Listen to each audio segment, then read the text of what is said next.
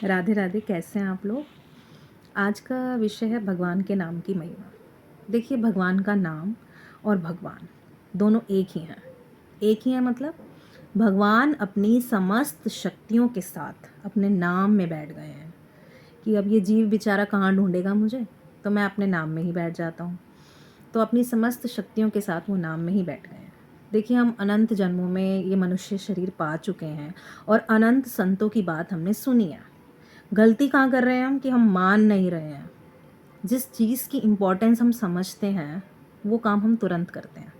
अभी आपसे कोई कहे कि हाँ चलो 1 लाख रुपए महीना मिलेगा, आपको ये काम करना है, आप तुरंत देखेंगे ज़रूर कि क्या काम है, क्योंकि आपको अंदर से ये पता है कि हाँ मुझे 1 लाख रुपए मिलेंगे, इसकी इम्पोर्टेंस आपने उसमें सुख माना है।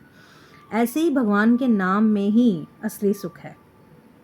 पहले आप इसे अपने मस्तिष्क में बिठाइए, तब जाके आप नाम ले पाएंगे, है ना। क्योंकि इतना आसान तो है नहीं। लोग कहते हैं भगवान में मन नहीं लगता। अरे मन कैसे लगेगा, मन आपने इतने जन्मों से संसार में लगाया है, तो भगवान में कैसे लग जाएगा इतनी जल्दी। किसने कहा भगवान में इतनी जल्दी मन लग जाएगा। वो तो आपको परिश्रम करना होगा। दिन रात परिश्रम करते हैं आप, तभी तो आप संसार की कोई वस्तु पाते हैं ना। और ये तो फिर भगवान को पाना है, आनंद को पाना है, तो इसके लिए तो आपको बहुत परिश्रम करना पड़ेगा। और यही परिश्रम हमें करना भी चाहिए, क्योंकि यही हमारे साथ जाएगा। संसार तो साथ नहीं जाने वाला है ना। तो हमें इसकी इम्पोर्टेंस रियलाइज़ करनी है कि भगवान का नाम हमारे लिए कितना इम्पोर्टेंट है, कितना ज़रूरी है, क्योंकि हमारे साथ यही जाना है। और भगवान का नाम लेने का कोई नियम नहीं है। मेरे गुरुदेव कहते हैं आप भगवान का नाम कहीं पर भी ले सकते हैं, किसी भी समय पर ले सकते हैं। टॉयलेट में लीजिए, नहाते वक्त लीजिए, खाना बनाते वक्त लीजिए, कहीं जा रहे हैं, कोई काम नहीं है, मन खाली है, तब भगवान का नाम लीजिए।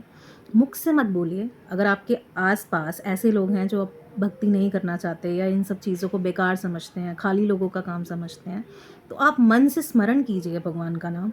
जैसे राधा नाम है, तो आप मन से लिखिए पहले राधा, उसे मन से देखिए और फिर बोलिए मन मन में। अपनी सांसों से लीजिए नाम, सांस से लीजिए। दूसरे बंदे को सुनाई भी नहीं देना चाहिए, क्योंकि लोग तो यही समझते हैं ना आजकल, हाँ बड़ा भक्ति कर रहा है, बड़ा भक्ति में बन रहा है, ओहो बहुत भक्ति कर ली इसने, ज़्यादा दिखावा कर रहा है। लोग तो देखो कहेंगे ही। आप एक कान से सुनिए, दूसरे से निकाल दीजिए। और फिर आपका अगर हृदय घात होता है कि हाँ अगर हमें कोई ऐसा कहता है, तो आप मन से लीजिए। इसलिए भगवान कहते हैं कि मन से मुझे याद करते रहो, किसी को दिखाने की ज़रूरत नहीं है। हाँ, अब दूसरी बात यह है कि मन से स्मरण कीजिए आप अपने गुरुदेव का, नाम का, क्योंकि स्मरण प्रमुख भक्ति है। सबसे मेन भक्ति भगवान ने कही है कि मेरा स्मरण करना, मुझे याद करना। और हम गंदी से गंदी जगह पर भी भगवान का नाम ले सकते हैं, बिना नहाए धोए ले सकते हैं। हमारी तबीयत ठीक नहीं है, या हमने कुछ लोग कहते हैं ना हम तो पहले नहा धो के पूजा पाठ करेंगे उसके बाद हम कोई काम करेंगे। अरे सुबह उठते ही लीजिए, हर वक्त लीजिए, प्रैक्टिस बना लीजिए इसे। नहाए या धोएं या नहीं, जिस भी अवस्था में आप कैसे भी भगवान का नाम ले सकते हैं। देखिए, भगवान और महापुरुष जो होते हैं, जो संत होते हैं, वो अशुद्ध को शुद्ध कर देते हैं, है ना। कोई गंदी वस्तु है तो वो उसको शुद्ध कर देंगे। कोई गंदी वस्तु उनको अशुद्ध नहीं कर सकती है ना। जैसे गंगा जी है, उसमें अनेक नाले जाते हैं, तो गंगा जी उन नालों को शुद्ध कर देती है, खुद अशुद्ध नहीं हो जाती है। तो इसलिए आप इस मिथ को हटाइए कि हाँ हम नहा धो के ही पूजा पाठ करेंगे, धूप बत्ती दिया जलाएंगे तभी हमारी भक्ति सार्थक होगी। नहीं, आप उठे हैं, आप भगवान के नाम के साथ उठिए, स्मरण कीजिए उनका। किसी भी वक्त, किसी भी जगह आप उनका नाम ले सकते हैं।